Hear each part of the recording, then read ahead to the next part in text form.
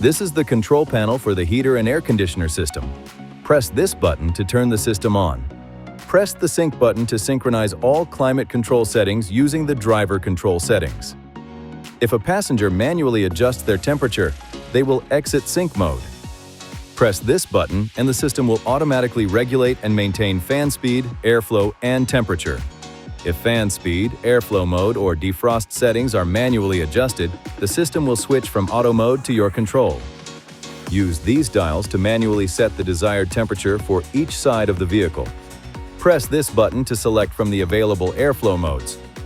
This icon indicates air will flow from the defroster and foot outlets.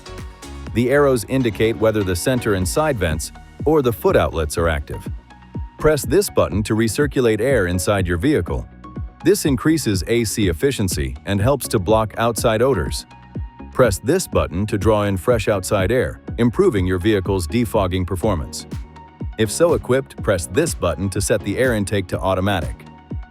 Press this button to manually turn the air conditioner on. In hot or humid conditions, a visible mist may be seen coming from the vents. This does not indicate a malfunction. To defrost or defog front and side windows, press this button. The indicator light on the AC key may also illuminate because the AC compressor is activated to help dry the air and improve window clearing performance.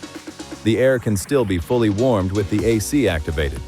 For windshield de-icing, set the temperature to maximum heat with the fan set to high. Press this button to defrost or defog the rear window and outside mirrors. If not turned off manually, this function will automatically deactivate in a period of time. There is a temperature sensor on top of the dashboard that regulates the automatic heater and air conditioner settings. Please keep this area clear of papers and other materials. To turn the system off, push the On/Off button.